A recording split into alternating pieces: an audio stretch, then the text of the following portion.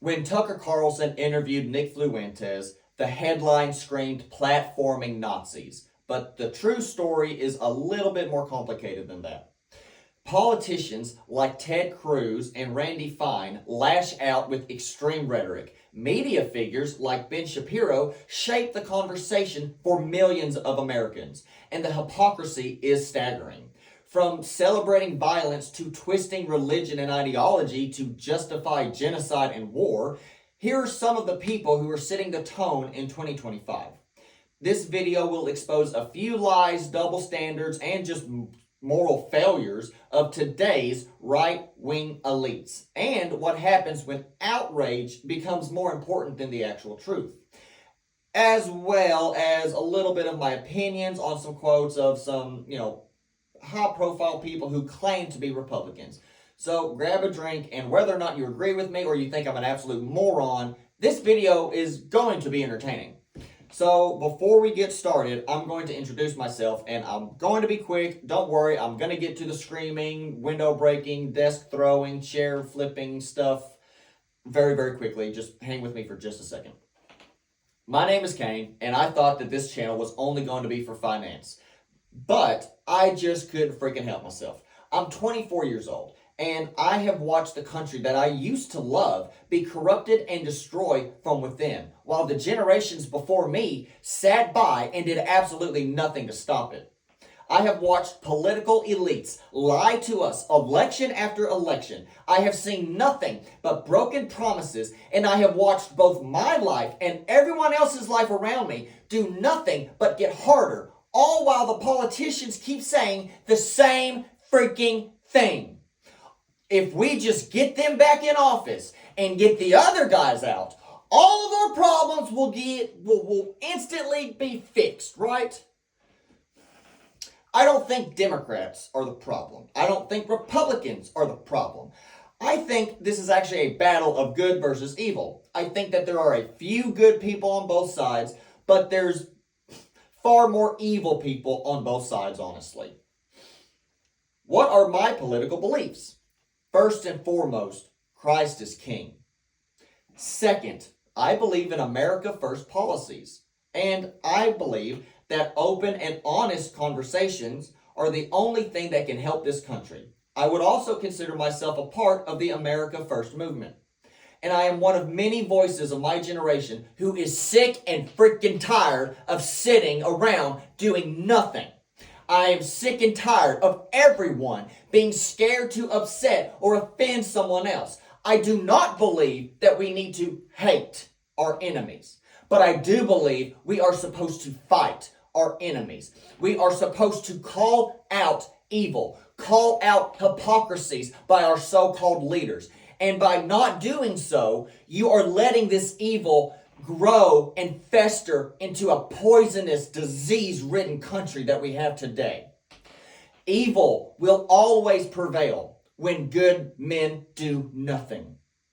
And nothing has happened for a very long time. But I want you all to remember this. Countries change one person at a time. You've got to start somewhere. So, let's talk about what's actually happening. What the hell is this video even about?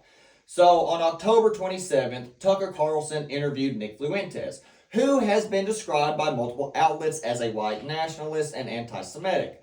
Nick went on to say that he thinks the biggest problem in America is Jewry, not jewelry, Jewry.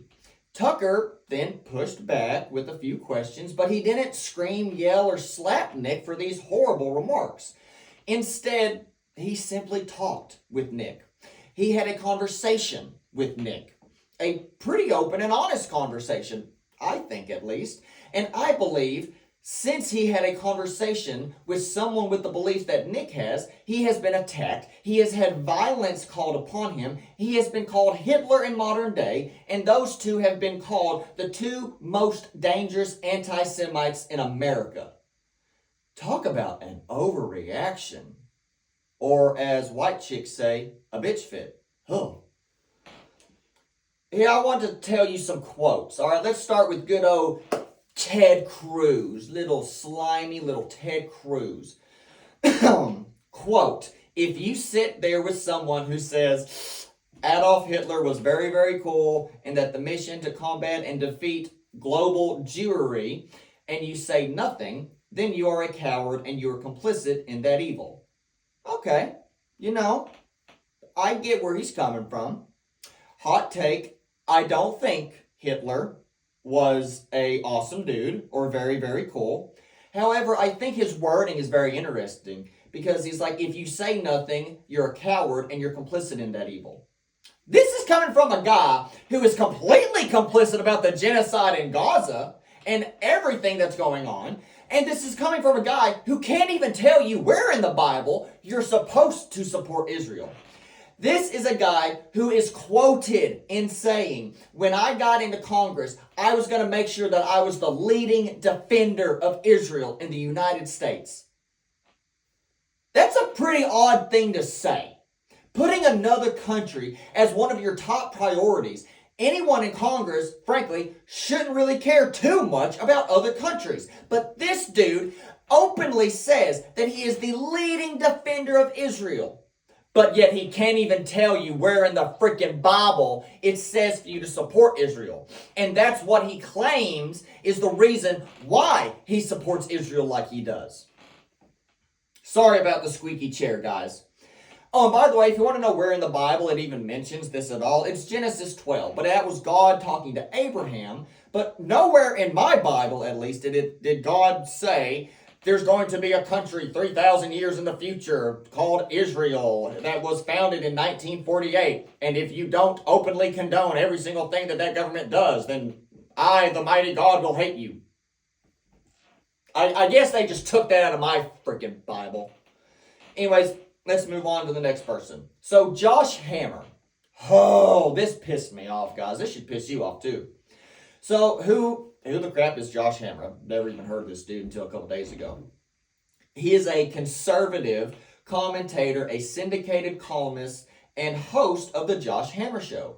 He presents himself as a defender of traditional American values. He writes for Newsweek. He runs a popular podcast and regularly appears across right-wing media platforms. However, since this interview, he has been saying some pretty extreme rhetoric. Here is a quote from him talking about Tucker Carlson and Nicholas Fluentes. Lord, I'll get it right eventually. About them in the GOP or the Republican Party.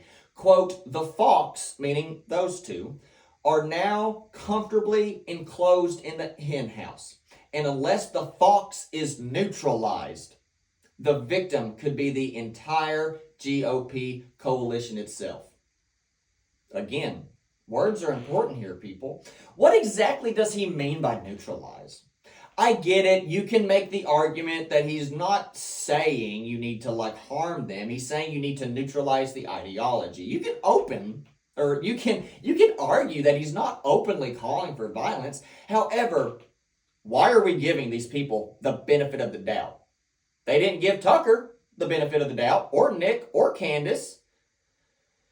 They didn't give Alex Jones the benefit of the doubt, which, yeah, he said some pretty wild stuff. What I'm trying to say is it seems like the benefit of the doubt only comes from one side. We justify everything the other side says while they openly call for violence against us. And I'm not trying to say that Josh is some leftist and he's been against all of Republicans. I'm just making the comparison there. Why I think it is so horrible about this specific kind of language, it's more so dependent on the current political climate of today, where we are having people shot at, and our president has already had multiple assassination attempts on him, and not 2 months ago, less than 2 months ago, Charlie Kirk was murdered, okay? We have people protesting in the streets. We have a mental illness crisis in this country. And the last thing we need is to have freaking retards like Josh Hammer saying that they need to neutralize people they disagree with. But hey, look, come on. It's just speech. It's just words, right? Speech never hurt anybody. I mean, it's not like Josh would think that speech could ever evolve into action, right? Oh, wait, no, he explicitly said that, and here's his quote. Actions, we know, have consequences. And a committed Marxist cold-blooded murder of 2 Israelis in the embassy was the natural and inevitable consequence of such speech. Years-long campaign to dehumanize Jews and otherwise all supporters of the world's only Jewish state. Seriously, what did you think was going to happen? So this is in reference to 2 Israeli embassy staffers in Washington, D.C. being murdered, right? And he is saying that the reason they are because of people saying such horrible things about the Jewish people, right? And what's so funny to me is this little dumbass says, seriously, what did you think was going to happen? This is literally him saying how these consequences are caused by campaigns to dehumanize people. And again, that the way he ended that is absolutely amazing. I mean, what did you think, Josh? Did I have a question for you. What did you think was going to happen after you said that after you purposefully used the type of language to describe people that you disagree with? You describe people who are on a side that has been targeted with violence before. Josh, you better hope and pray that not a single hair gets hurt on Nick's or Tucker's head. Because I'll tell you, with dumb crap like that you're saying, you should be held responsible if something happens to them. And you should pray every night for their safety. You need to be smarter than that, Josh. Freaking idiot. I mean, what do you think the actions are going to be in a country full of mentally ill people whenever you say 2 people have to be neutralized or the entire GOP is going to just destroy itself? All right, here we're actually going to get into some of the good stuff now. Woo! I got some. Gotta shake the freaking anger out, man, real quick. Here's some more extreme reactions, such as Mark Levin. Quote, and I just want the anti-American, anti-Israel, anti-West crowd to understand something. You're gonna have to come through me and millions of people just like me, and you're not gonna make it. This is a direct quote from him talking about the interview. It's a response to the interview, right? Don't you know he felt so big and bad writing that on his piece of paper? You're gonna have to go through me and millions of others, and you can't do it. This dude is 70 years old. His ass barely got on the freaking stage, okay? And the millions of people that we're gonna have to get through, they're in the nursing home, dude. What are you even talking about? What world are you living in, man? I mean, I just have to make fun of that a little bit. That an old, decrepit man is trying to sound all big and bad. And I don't know if his wife wrote that for him. He's like, oh, she's having a bad day. Let me just write. You gotta go through me. That'll really get his spirits up. I envision this man just, I'm gonna be so strong. I'm gonna be a strong man. I'm a strong man. You're a lying sack of filth. Your bullcrap lies saying that if you're anti-Israel, you're somehow also anti-American. It is falling on deaf ears, my friend. The times are changing, and you, like the older generation, will be left behind. Unless you actually start telling the freaking truth. But you won't. You're a liar and a coward, and you have preyed on the ignorance and stupidity of the American people to push an agenda that you know is actually anti-America. Another quote from him talking about the interview. You don't get to claim you're MAGA and America first when you're lining up with the Marxists, the Islamics, the Hamas, and the terrorists. That's not America first. That's sick. It's kind of funny he talks about Marxists. Like, do a little bit of research and look into the creation of Marxists and look at what religion is very closely related to that. But anyways, we can't fact check. That's horrible.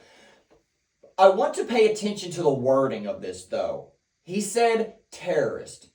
Mark, what's your definition of a terrorist? Because there's a point in time that the founding fathers were considered terrorists by Great Britain. The truth is, words don't mean anything anymore because of people like you who throw around words like Nazi. How are you going to say it's not America first to care more about America than another freaking country? Another quote. To Tucker Carlson I say, do you have a head injury? What happened to you? You platform these people. The projection starts right here, people. You deceive your audience. You lie to your audience. You become a full-blown, out-of-the-closet Jew hater. And if you're a Jew hater, you're a Christian hater. He must have had the umbilical cord wrapped around his neck whenever he was born. Oh my Lord. I freaking love this one though. If you're a Jew hater, you're a Christian hater. Again, with zero amount of logic, he is just spewing bullcrap out of this godforsaken mouth. Judaism and Christianity are not compatible, even if we both do agree on the Old Testament. Now, I'm not a preacher. I do not claim to be a preacher, so I might get things wrong. Leave a comment if I got something wrong. I'll try to look it up. But Christianity, the entire foundation, is the sacrifice of Jesus Christ, who, praise him and his name, sacrificed himself and was tortured and killed for our sins because God loves us so much that he is willing to do that. Listen, I'm just going to be blatant.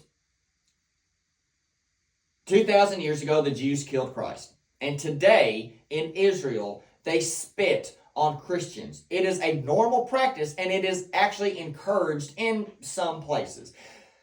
They do not like us. They openly make fun of us. They say, now, they won't openly say this, but a little homework, start reading the Talmud. Now, it'll take you like a year or two to read because it's like 2 bookshelves full, and there's two different versions of the Talmud, but it's a great read. Start. It's very, you'll learn a lot. That's all I'll say.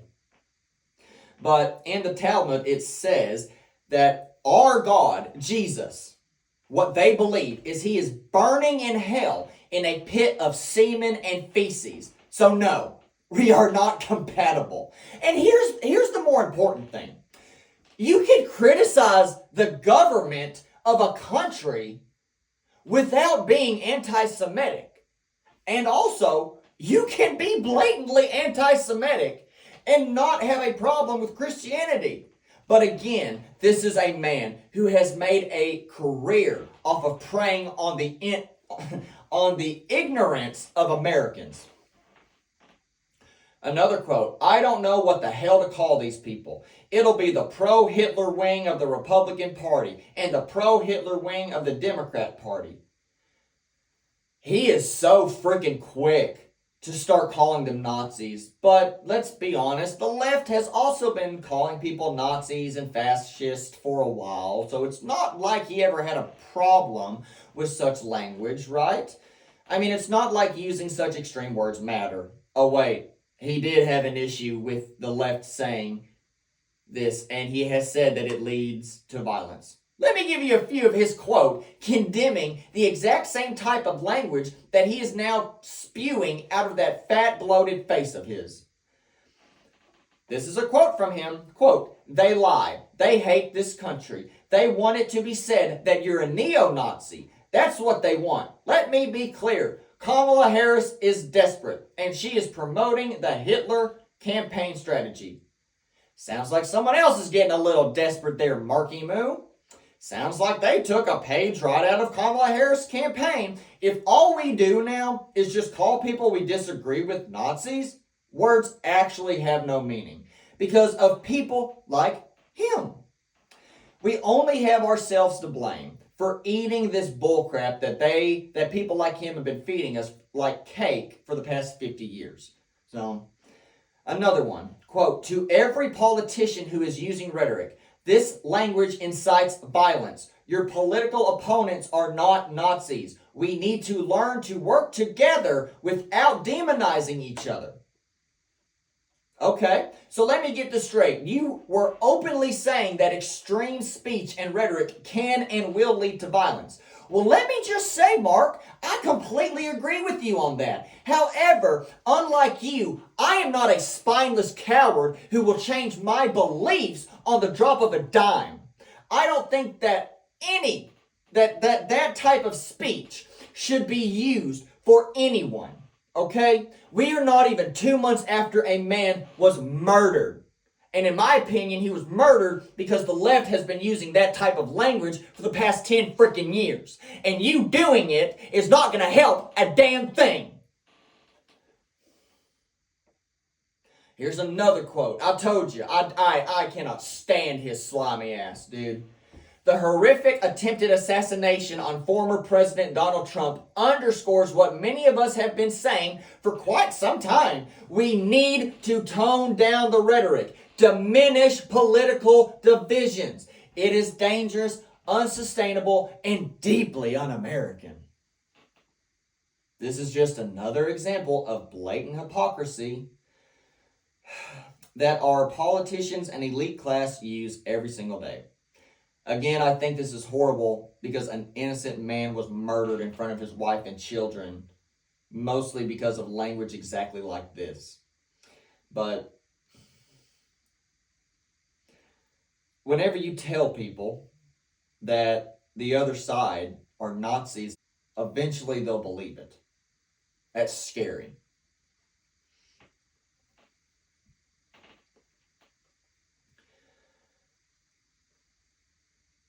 The fact that you call people Nazis simply because they disagree with or they are criticizing a government, you're an absolute immoral lying sack of human filth, Mark. But let's go on. Randy Fine. Oh, Dandy Randy. Oh, my Lord. I'm going to call you human because I'm a better person than you, Randy.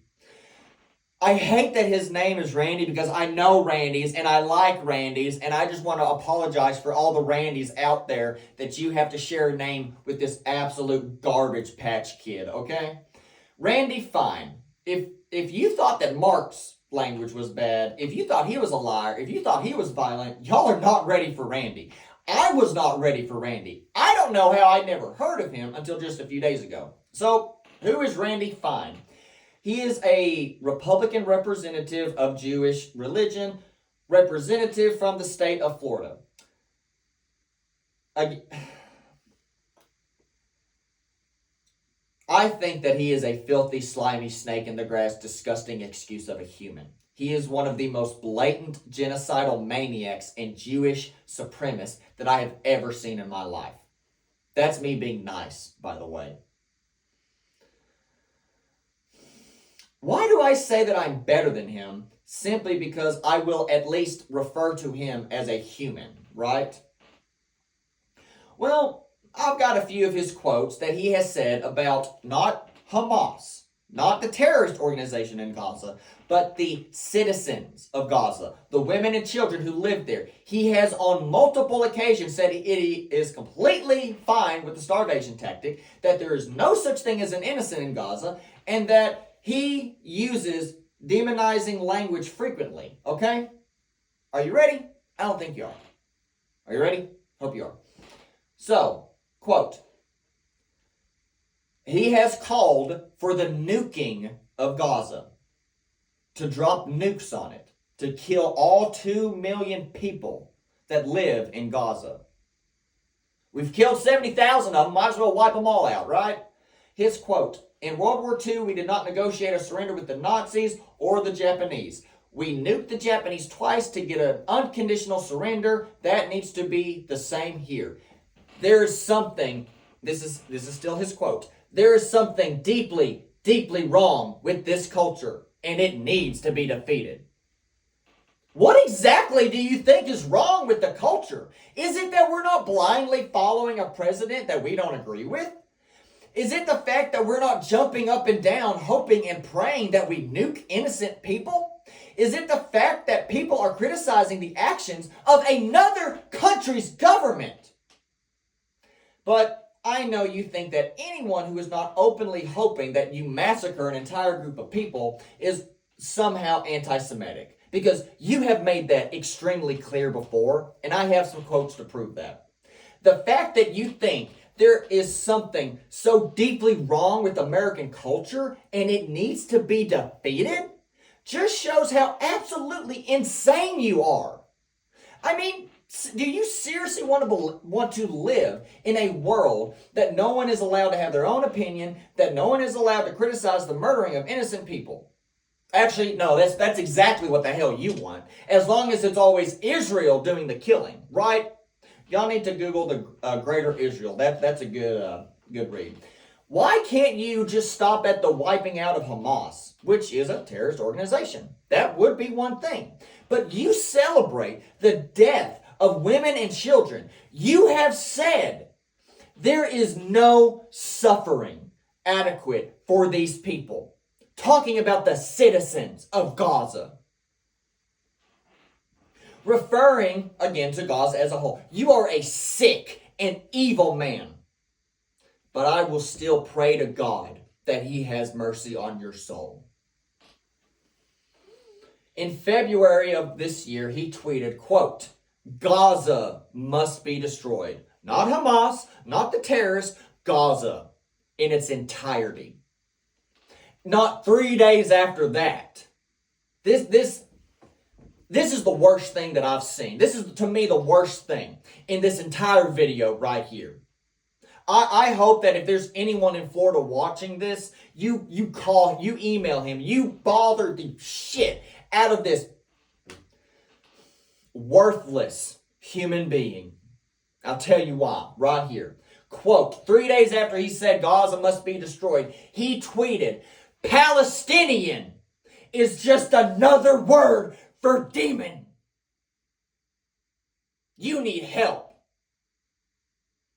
I hope you pray to God. I hope God has mercy on your soul. Because that is evil. There is nothing else to describe that. What the hell goes through your mind that you could somehow convince yourself that that's a normal thing to say? How could you convince yourself that that should ever come out of any human being's mouth? About another group of people saying that their race is just another word for demon. Imagine if someone said that about blacks or Mexicans or the Chinese or the LGBTQ plus community. But Palestinians, we don't care about them. I mean, they're just, well, demons, according to him.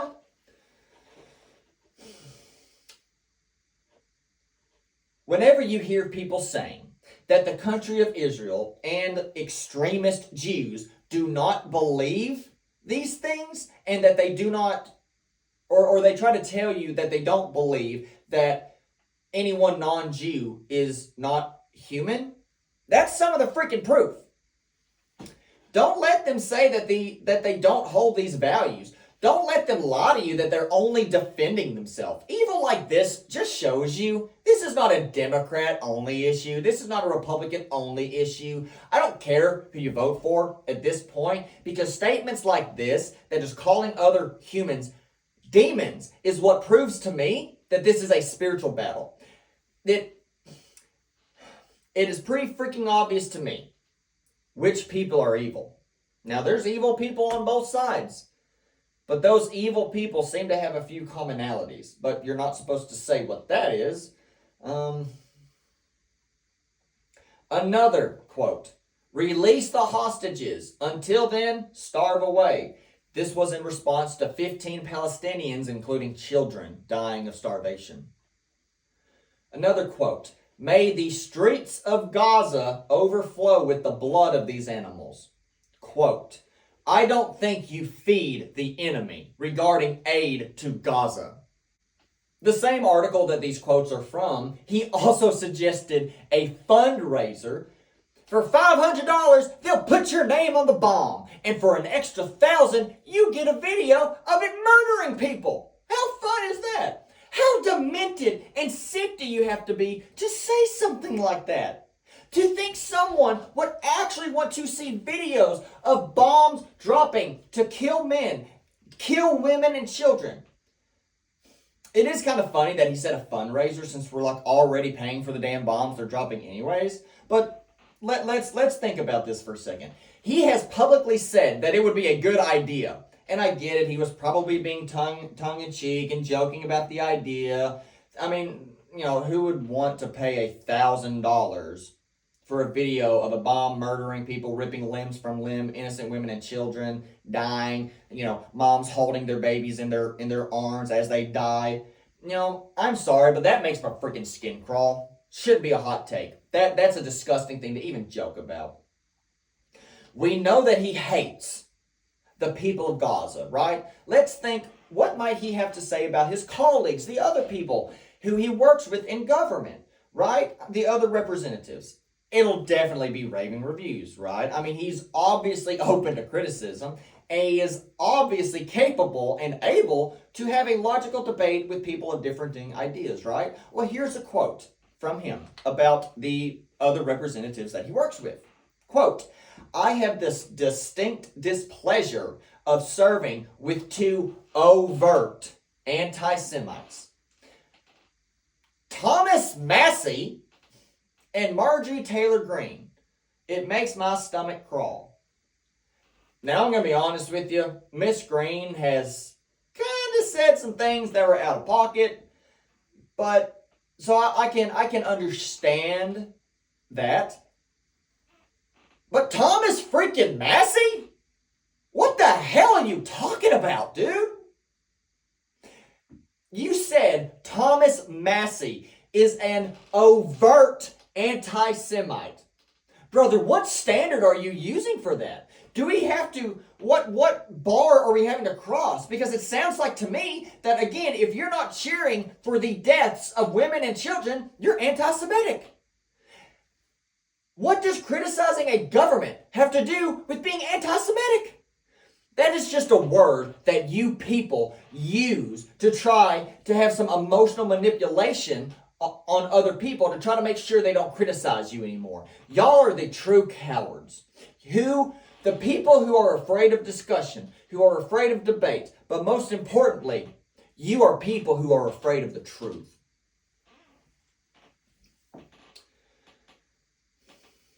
Let's go over some of the absolutely horrific anti-Semitic things Thomas Massie said. I mean, these are things that will make you sick to your stomach. I don't even know if I'm going to be able to say these things on YouTube. Are you ready? Are you ready? Get ready. Here it is. It's coming. Quote, nothing can justify the number of civilian casualties, tens of thousands of women and children inflicted by Israel in Gaza in the last 2 years. We should end all U.S. military aid to Israel now. Another quote, well, rough numbers, they've killed 1 in 40 people in Gaza. If you did that in the United States, it'd be almost 10 million people. Everyone in Gaza is at this point related to someone who's been killed, and we're supporting it, right? That number is probably higher now because at this point in time, the death count was about 50,000, and now I think it's like 65 to 70,000. It really puts things into perspective that this is what people call overtly anti-Semitic. Your words mean nothing anymore. Another quote. Horrible, horrible stuff. I hope y'all can forgive me for repeating the horrible things Thomas Massie has said. Quote, there is no big, giant Great Britain lobby. There is no Australian lobby. There is no German lobby. And if you're an ally, why wouldn't we work with you? Why do you have to convince us that you're our ally? It's because they want to keep the money flowing, and they've got a good return on their investment. This is regarding AIPAC, which is the Israeli lobby that spends millions on elections for both Democrats and Republicans. And the weird thing about them is they have an extremely high win rate, meaning the vast majority of the time, whoever they are supporting ends up winning. That doesn't necessarily seem bad, and it doesn't necessarily mean it is bad. It just kind of bothers me that another country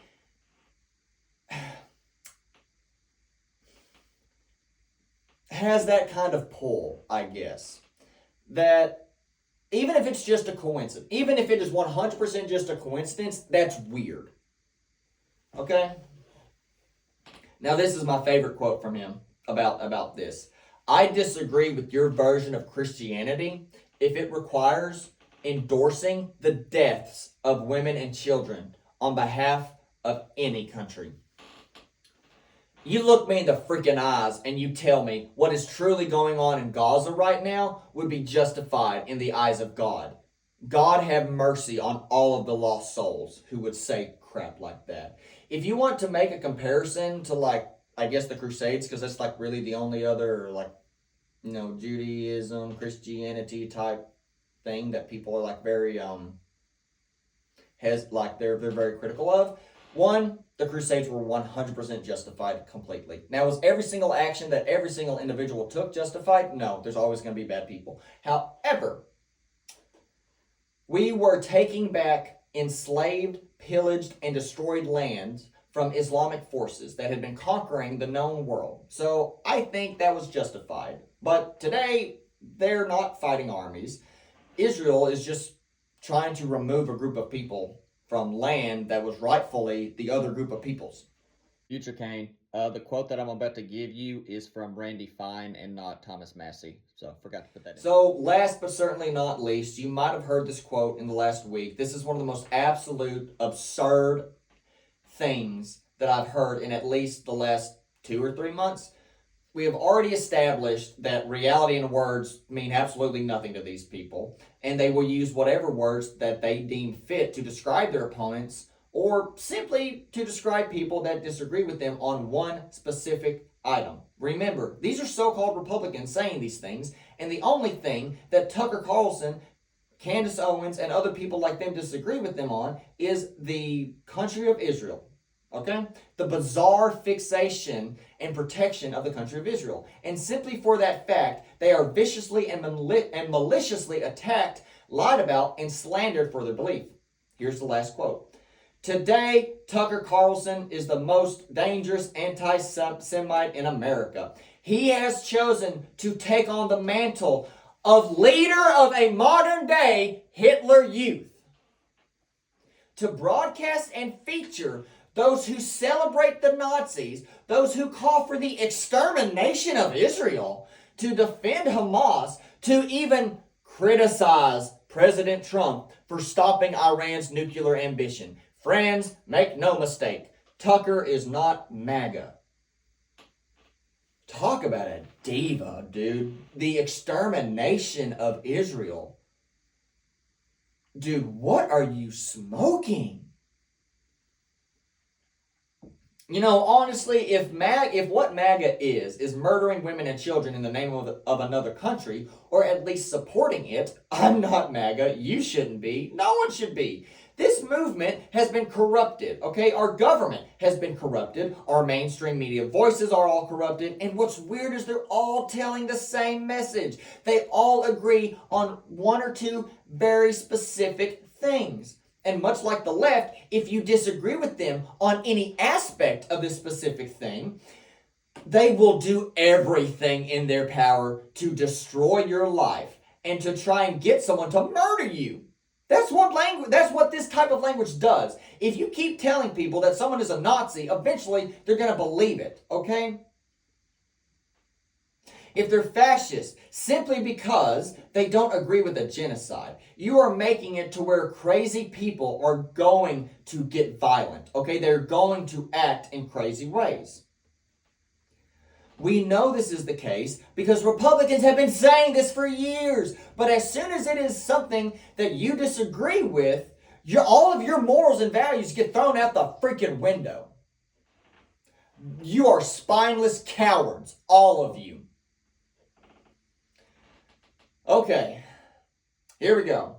Here is the prophetized time. It's time for me to talk about the big boss man in the room, the number one, the only leading apologist for Israel and modern day genocide, the little Chihuahua himself. The facts do not care about your feelings until it has anything to do with Israel. The one that most of us probably first found whenever we first started getting into politics, the big bad dog himself, Ben Shapiro. Oh, Ben, I used to watch your shows, read your articles with such admiration. The way that you would articulate your arguments, the way that you were so forceful about facts overcoming other people's feelings. I feel like you've completely turned your back on me and millions of other Americans, because now your little temper tantrum and lying fits are far worse than any of those on the left. With their with your high-pitched, nasally, ear-piercing voice shooting all over the airways, preaching about how Christianity has to support Israel, how America has to support Israel, and anyone who even asks questions, you put them in the same sentence as Hitler and Nazis. I do not believe you're America first. I believe you only want America to be successful as long as it benefits you and the people you are associated with and the country of Israel. Why would I say such a strongly worded thing about you? Well, because I have read your very own quotes. And let's go over a few of them. Now, this is a little bit different. These quotes are not referring to the interview. I'm just showing you how much of a prick Ben Shapiro is and how he is not America first. He doesn't really care about America. He only cares about it as long as it's beneficial to him and other Jewish people. Because Jewish people's number one priority will always be themselves. It will not be America. Quick thing, go watch the Tucker Carlson, Nick Fluentes video. Please, please, please, okay? Quote, the existence of the state of Israel is the single greatest guarantor of my loyalty to the United States. That's kind of a strange thing to say. So if Israel ceased to exist, you would no longer be loyal to the United States. Okay, that might be reaching a little bit, but he straight up says it is the single greatest guarantor of his loyalty to the United States. Why do you need a foreign country's existence for you to be loyal to the country that you are currently in? The one that you are claiming to want to benefit. The country that your organization spends millions of dollars a year to get people that you want elected. That's kind of a conflict of interest. You have a major media platform with millions of subscribers, and you openly make comments like this. I don't understand why anyone would trust you, why anyone should think that you're doing, that what you're doing is beneficial for America, because you have made it very obvious that what you want is what's best for Israel. Let's move on to him openly supporting a genocide. And I don't mean something that I would consider a genocide. I'm saying he says in his own words, which I will read to you, saying that the only option for Palestine is, well, okay. This quote requires a little bit of context because Ben is not a complete idiot. I will give him that. He is an intelligent, articulate individual, and he is very good at hiding his actual intentions through colorful language. However, as also someone who is not a complete idiot, I am able to do something that most Americans are not able to do, which is read. And I mean reading entire quotes from you, or entire articles that you wrote, or looking further into individuals that I saw a 5-second clip of. Now, this is from a long time ago. I will preference that. However, all of this is to show how extreme his beliefs were, and I don't really think he's toned them down. He might have toned them down publicly, but I don't think his actual beliefs or opinions have changed. Let's look at a piece of writing from Ben Shapiro that was from a town hall column dated August 27, 2003. Quote, the title, transfer is not a dirty word. Remember that word, transfer. It's very important. Here's the quote. Here's the bottom line. If you believe that the Jewish state of Israel has a right to exist, so if you just believe it has the right to exist, then you must allow Israel to transfer the Palestinians and the Israeli Arabs from Judea, Samaria, Gaza, and Israel proper. It is an ugly solution, but it's the only solution. Oh, that doesn't sound too bad. He's just saying transfer, right? That's not bad. If you read it plainly, he's not talking about borders or security measure. He is explicitly recommending what he calls a transfer, which in this context means the forcible removal or displacement of an entire population. He identifies his targets clearly: Palestinians and Israeli Arabs living in Israel and the surrounding occupied territories. And he frames it as the only solution. This is not just harsh rhetoric, okay? International law recognizes that forcibly removing a population or forceful population transfers and conditions designed to destroy or permanently remove a group can constitute ethnic cleansing or fall under genocidal framework. The UN Genocide Convention defines genocide as an act that deliberately inflicts conditions calculated to destroy a group in whole or in its part. Forced transfer sits right next to that legal threshold. Okay? So what Shapiro is actually advocating here for is the permanent uprooting of an entire civilian population. He calls it ugly, but he also says it's the only solution. He is arguing for the removal of human beings from their homes, just for the sake of preserving the Jewish state. That is exactly why critics describe this column as condoning ethnic cleansing and I'll get it right here in a second, people, and genocidal adjacent measures. Advocating the permanent removal of a civilian population, that's not a debate. That is a prescription for mass human suffering. And while he says it is necessary, the reality is simple. He is arguing for the systematic uproot of an entire people. Think about that for a second. If this was about any other group of people, would it be anything less than a crime? You would think so, wouldn't you? You really would think so. Now, I've got another quote from him to read. Now, y'all are just going to have to stay with me on this one, okay? Just stay with me, all right? When I say I don't care about the browning of America, again, I don't. Race is of no relevance to me. Only ideology. Honestly, that does sound kind of reasonable. He's saying it's not about race. But once you actually dig into this, the danger in this worldview is clear. In the 1960s, America was 90% white. Today, it's about 55% white. That's just a little fact for you. By claiming that only ideology matters, Shapiro is effectively dismissing the long-term survival of the American project itself. Here's the problem. A nation is not just a collection of ideas floating in a vacuum.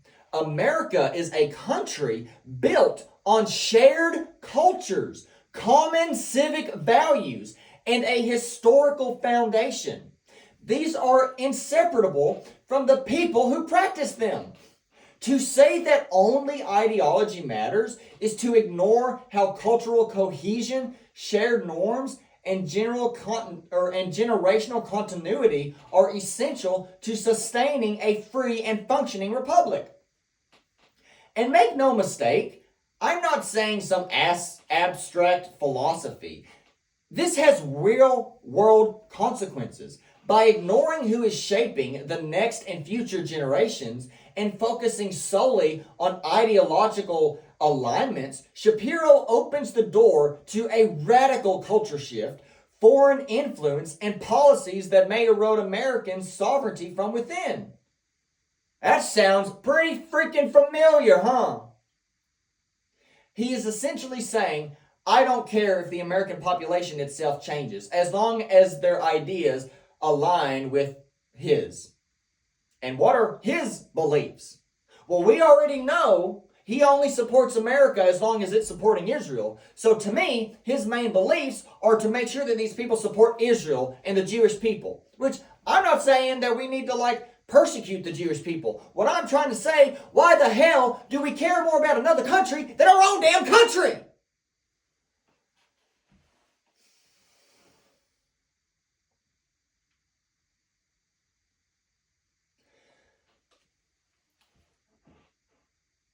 It is a reckless, elitist, and dangerously short-sighted worldview. It gets worse when you consider Shapiro's track record. This is a man whose loyalty and priorities are often framed around Israel, another nation state, rather than placing America first. Yet here he is dismissing the preservation of American culture and institutions at home as a secondary, focusing narrowly on only ideology. From an America first perspective, that is not just a policy disagreement. That is the betrayal of the principles that America existed first and foremost to serve its own people's interest. Let's just be blunt.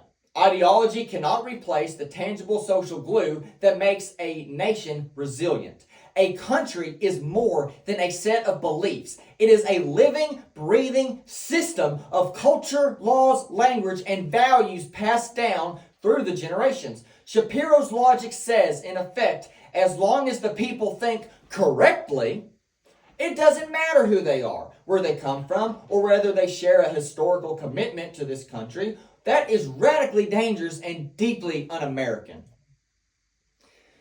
Guys, that's all I've got for today's video. I want to end it like this. I believe every single human being is created in the image of God. I don't believe any human being is worth more than another. I don't believe any human being is better or worse than another. Outside of morally better and whatnot, because if you murder people, you're probably not as good of a person as a doctor, right? I don't think we need to persecute people.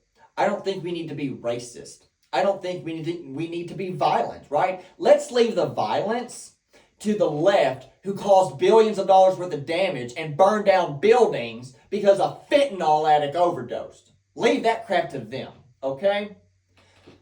This video really, it was mainly just to get some stuff off my chest, but I hope that you found some interesting things in this video. I really hope that maybe a few things made you think, what's he talking about? I hope that you think that I am so crazy that I am lying about all of this stuff, and now you're going to go out and do your own research.